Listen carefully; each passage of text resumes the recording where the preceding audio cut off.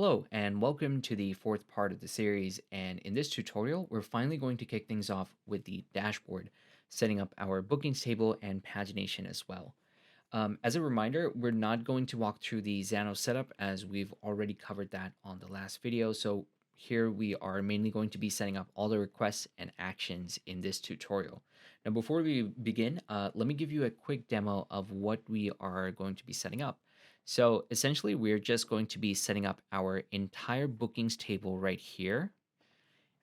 So we're also going to retrieve our bookings and then render the bookings out and then assign all the data to our UI.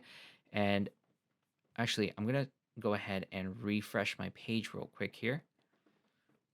So also when you scroll down, you'll see that we have this pagination that fetches more bookings and then adds that booking to our existing array. So that's something that we're also going to be covering. Perfect. So let's jump over onto Wized. If I can find Wized, that is. There we go. Okay, now first things first, we need to grab our bookings. So before we do that, let's jump over to dashboard bookings page. So we only have the loading wrapper right now. So let's create our request first. We're going to call this retrieve bookings. So we're going to have that from Xano, and then let's jump over to Xano to grab our API endpoint. Oh, I need to sign in super quick. Okay, so this is the one that we are after. Let's copy that.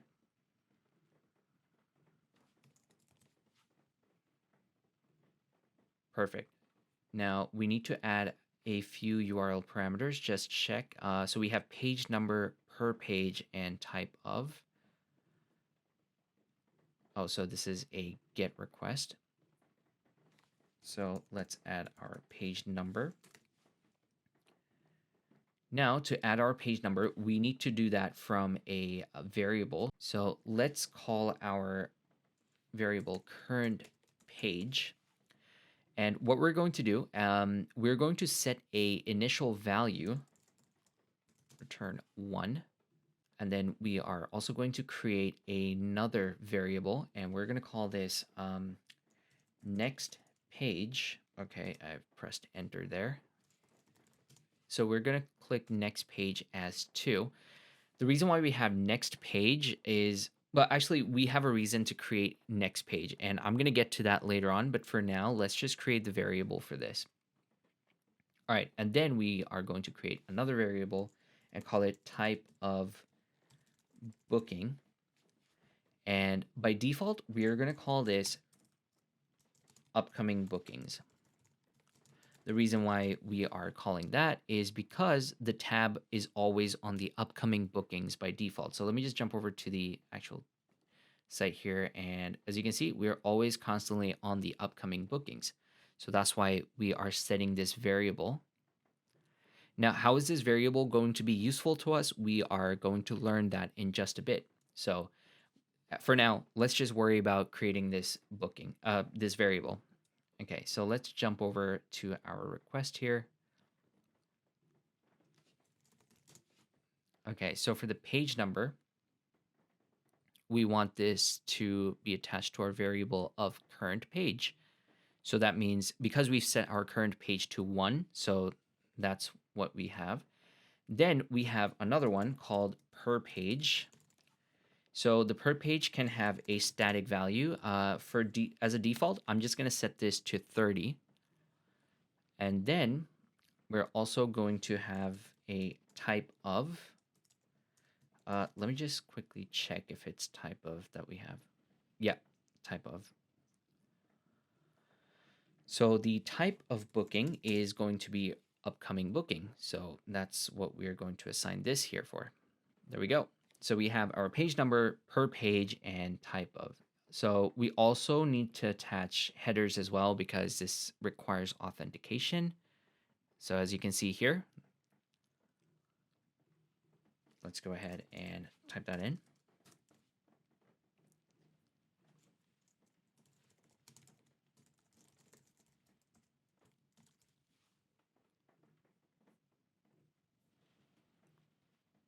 authorization. And again, we need to use the backtick here. And $, curly braces, and here we are going to insert our C token. Okay, so that's done for the cookie token here.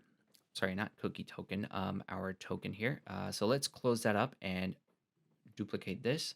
Now we're going to create our next request, and we're going to call this retrieve next batch. So that's for our pagination. So it's going to hook up with the same URL endpoint. It's going to be method of get, but for our page number, instead of current page, now we're going to hit the next page. So again, how does that work? We're going to find out in just a bit. And then for per page, I'm going to increase this to 50. You know, again, this is completely up to you. You can set this up as whichever way you like to. I'm just setting this up to a lower number because, again, to show you how the pagination and the load more actually works. Okay, so for the type of, this is going to stay the same. So yeah, that's that for our retrieve next batch. Next on the list, we have get account details. So we want to validate the user that's currently on this page. So let's get the account details.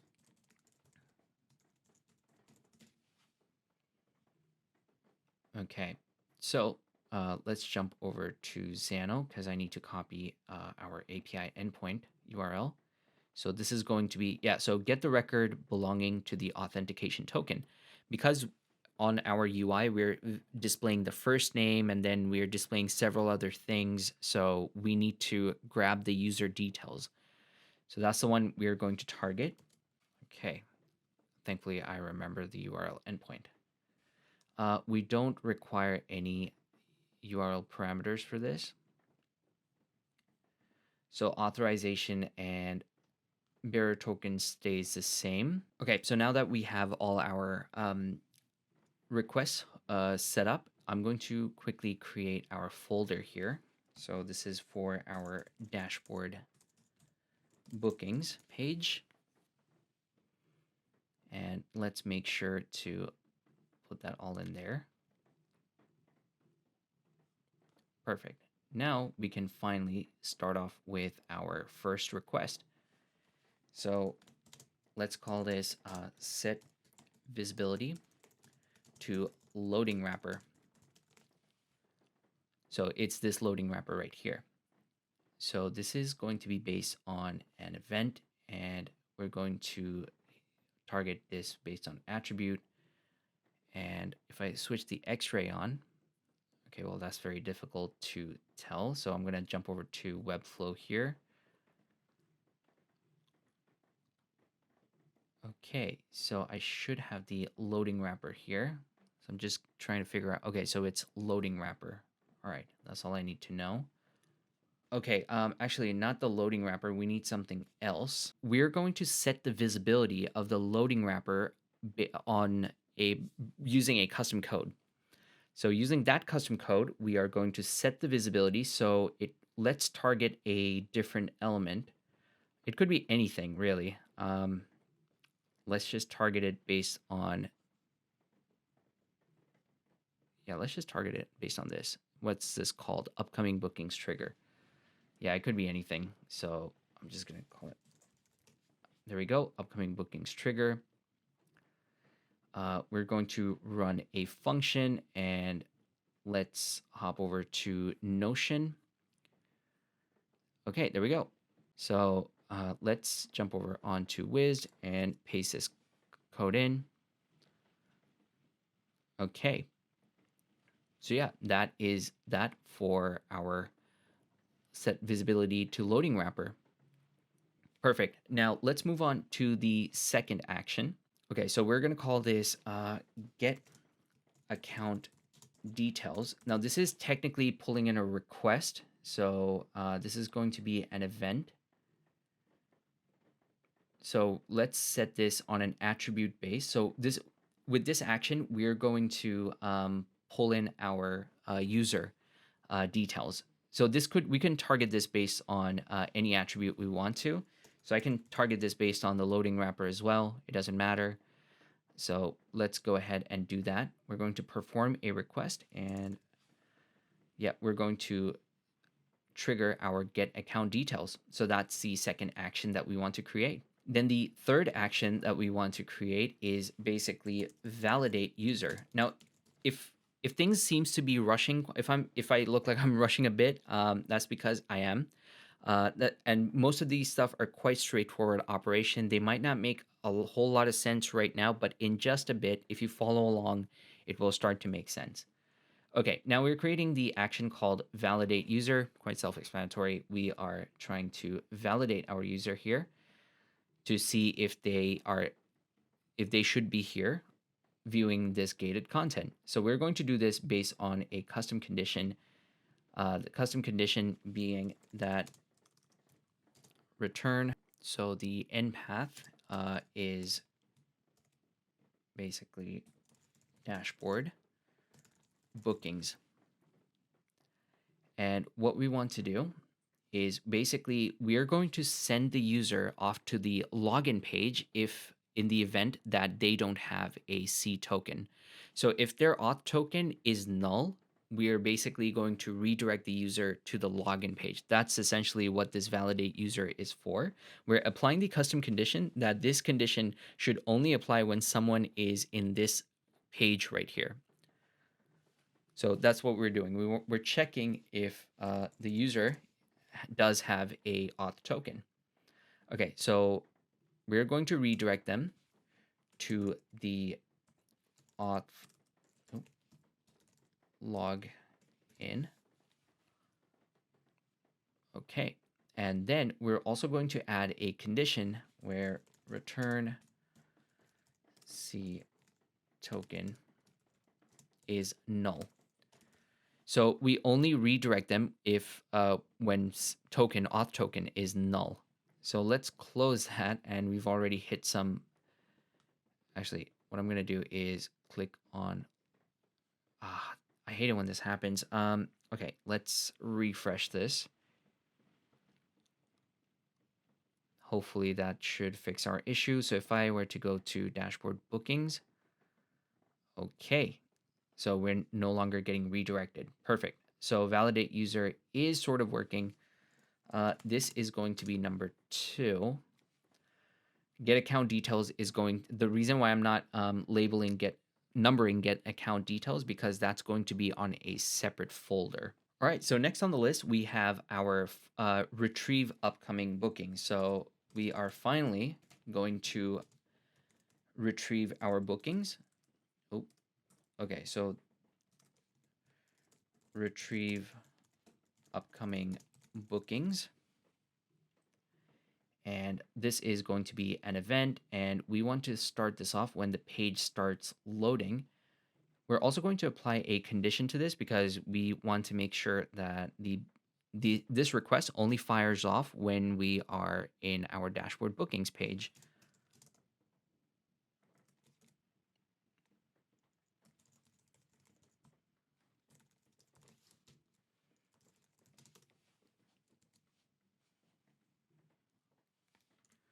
All right, perfect. And then we are going to perform our request and retrieve bookings. There we go. So our loading wrapper is finally gone. Because if you remember correctly, we have set the visibility to loading wrapper only when the retrieve bookings have been executed and it's successful. Now, next on the list we have is render booking. So now that we have been retrieving all our bookings, so if I scroll down here and retrieve bookings, so you'll notice that we have retrieved all our booking details, which is great. So that's working perfectly. Now we want to render them out and so that we can see this over here. But before I do that, let me try creating a separate folder and call it requests. So we can stack all the requests into this folder here. This request folder is going to go inside another folder, but yeah, so we're going to do that later on. So get account detail is going to be number 1, which is going to go inside requests. And then we have our retrieve upcoming bookings, which is going to be our number 2. So that itself is going to go inside our request folder as well. And yeah, you know what? We're also going to have another folder. And we're going to call this setup UI. So basically, we're going to keep all the actions relevant to the UI inside this folder. And these two are going to go in there.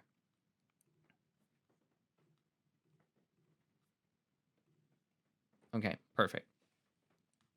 Now I have another one for our request folder. So I'm going to duplicate that. So we're going to call this render bookings. So we're finally going to start rendering the bookings out. We're going to target the element, and the element being, if I turn the X-ray on, so it's this one right here, the table content wrapper. So this is the element that has all our table data, the row data, basically. So let's do that. Table content wrapper. And then we are going to render our list. Now, in order for us to render that list, we need to create 2 variables. So that's what we're going to do. Firstly, we're going to create a variable called bookings. That's essentially where we are going to store all our bookings. And then we're also going to create another variable for our indexing, which is going to act as our iterator, return 0. Okay. So obviously this is going to be our iterator. So yeah, so let's open this up. Let's close this and open this up. Okay, so we're going to store all our data inside of vBookings. And we're going to use the vIndex as our iterator. So let's try doing that now and see what happens.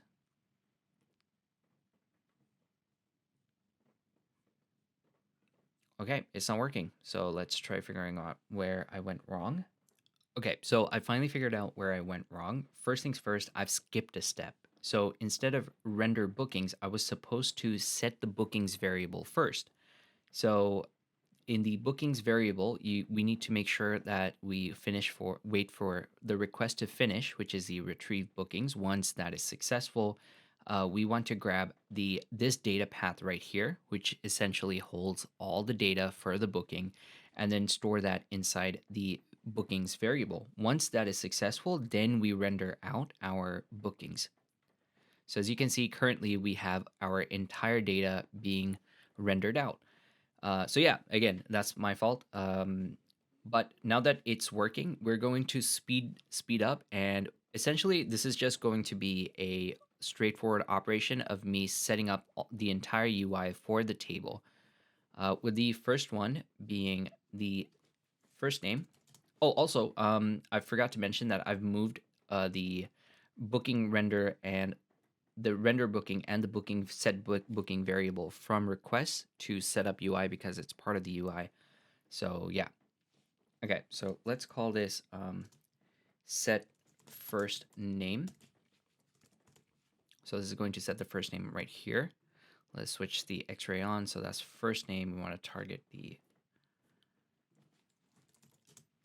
first name.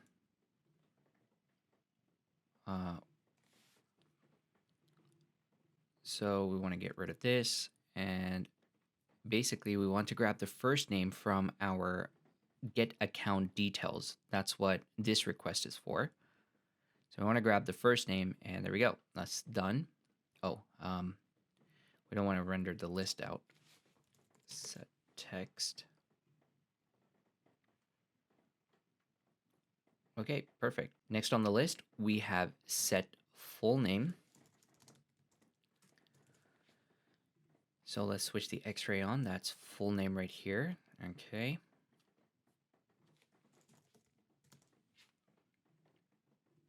And what we're going to do, we are going to target our vBookings, and we're going to use our dot notation.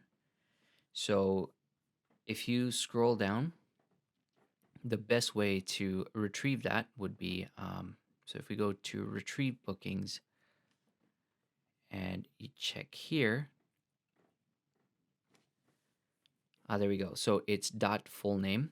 So let's try that, full name. Well, we need to also put in our v index as well, or else it's not going to work. So there we go.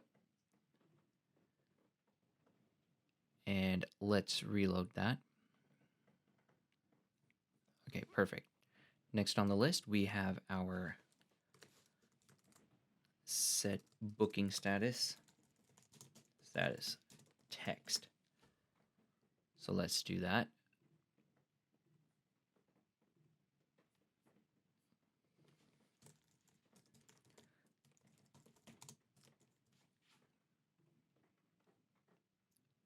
All right, so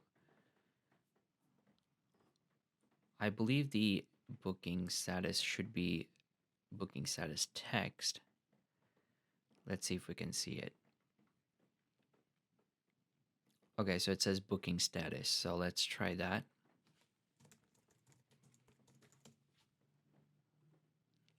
Perfect. And additionally, we are also going to set the style as well. So set style, and then we're going to use the color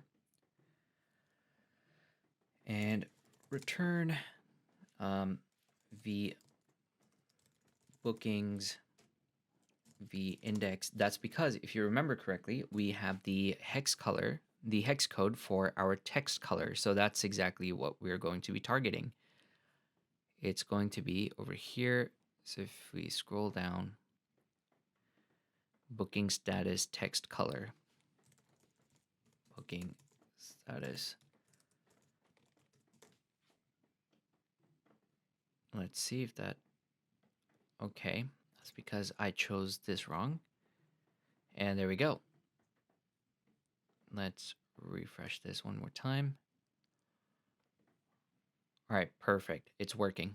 Now we need to set up our background, the background color for the text. So let's duplicate this. Set booking status BG color. So let's, okay. I didn't quite see what it was, so I'm guessing it's going to be something as booking status. Ah, there we go, BG. Let's reset this. Let's say BG background. There we go, BG color. Let's see if that works. Let's reload that. All right, perfect. It works. Okay, so I'm going to pause the video and I'm going to set the entire table up because I think you guys pretty much understand the gist of what's happening here. Okay, so I've just went ahead and I've completely wrapped up on our table content right now. So you'll find that all inside this folder here called Setup UI. So yeah, if you take the time to go through each and every action, it's basically a repetition of us essentially, targeting the bookings variable and grabbing several elements inside the bookings variable. So yeah, that's what we've done. So now that we're finally done with this, the only thing that's left in our list is setting up our pagination. Now, before I get into the pagination itself, let me just quickly run through why did we set up the current page, next page, and type of booking. So obviously the current page is for this. So if I actually it would be a lot more helpful if I take you to the request itself. So as you can see in the retrieve bookings, we have the URL parameter of page number, and we need to mention what page number we're on. And because the retrieve bookings is only executed once when the page loads up, so initially we just need to have the value of 1 for our page number. And if you remember correctly, we have set the current page variable to 1 as its initial value. The same story goes for the next page as well. So if I switch over to here, you'll see that we have set the variable, the initial value of the variable next page, to a value of 2. Now, why did we set 1 and 2 as the initial variable? Why didn't we hook these variables up with our request instead? So you'll notice that our retrieve booking actually returns a response of both the current page and the next page as well. So let me just quickly open that for you. So it's this one right here. So yeah, there you go. You'll notice that it has a data path that has the current page, and then it also has the next page. Now we could have just easily extracted the value from here and then assigned those values into our variable. But instead, we've just applied static value. And the reason why is because it causes a little bit of a problem in when we're trying to set up our pagination later on. And we're going to be relying on custom JavaScript to do that, which is kind of the reason why we have decided to set up the current page and the next page variable in a static way. Hopefully that makes sense. All right, now another thing I wanted to point out as well is if I take you to the uh, um, yeah, I just had a whole huge refresh. Just going to wait for this to wrap up. Okay, perfect. Now inside Webflow, if I just click here, and if you look at the navigators panel, you'll notice that there's a button here called button primary. This is a button that is responsible for initiating our pagination. So you'll notice that this button has an ID of load more, and it also has a Wized custom attribute of load more as well. So this is a button that is responsible for initiating our pagination. Whenever it comes into view, it immediately executes our retrieve next batch request, which is this one right here. So this retrieve next batch. So as soon as the button comes into view, it's going to execute this request. So that's what exactly we're going to do. We're going to create that request now. Sorry, we're going to create the action for that. So we're going to call this retrieve next batch. Going to be a event, and we're going to trigger this when well actually we're going to do this based on an attribute, and it can be anything on this page. So let me switch the X-ray on. Okay, I'll just choose table number. So it's this one right here. Oh wait, no, this one. So based on this attribute, we're going to run a function. It doesn't matter how we trigger this because we already have an event listener attached to this. So what we're going to do is head over to our Notion doc, wait for this to load up.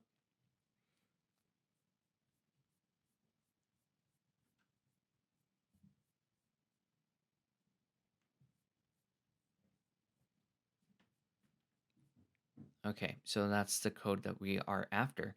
So before I copy and paste this over, let me just quickly go through what exactly this code accomplishes. So as you can see that this is targeting our retrieve next batch Wized request.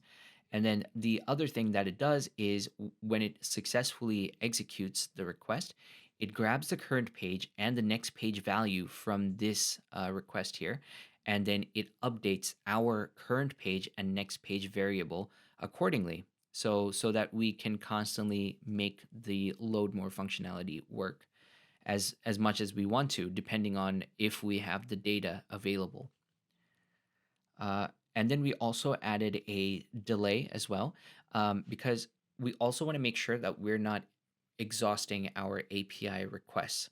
So we add a 1-second delay before we make another request, and that is only if the load more is consistently in view. So yeah, that's pretty much everything that this code does. So let's jump back to Wiz, paste that in.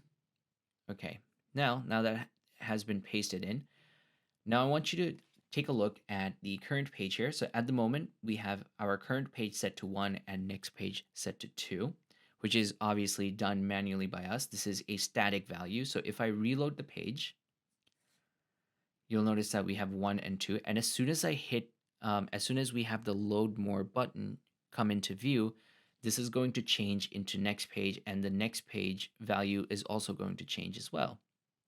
So let's see that happening. There we go. So our current page has changed to 2, and our next page is now set to null. It's set to null because we actually don't have any more data. And it's also set to null because that's exactly what our response has returned. So if I show you the retrieved next batch here, you'll notice that the current page is 2, and you'll notice that the next page is null. That's exactly what we have here. So therefore, the load more is not going to work anymore. So our JavaScript is not going to fetch any more items because there are no items to fetch. Hopefully that makes sense.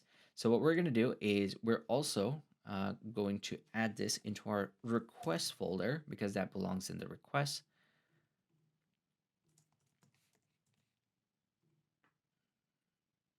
Perfect. Okay.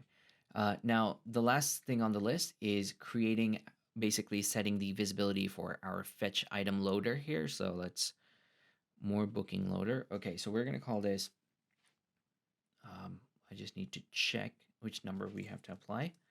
Okay, so it's number 26, and we're going to call it load more bookings loader. It's going to be an element, and the element being more bookings loader. This is going to be set visibility.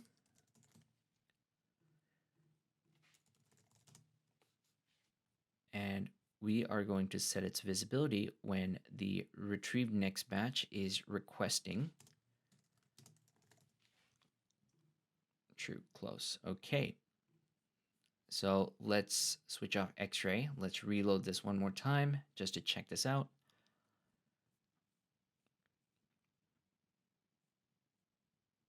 Perfect. It's working. That's amazing. So yeah, that brings us to the end of this tutorial. In the next tutorial, we're going to be focusing on the other portions of the bookings table. So yeah, looking forward to that, and I will see you there.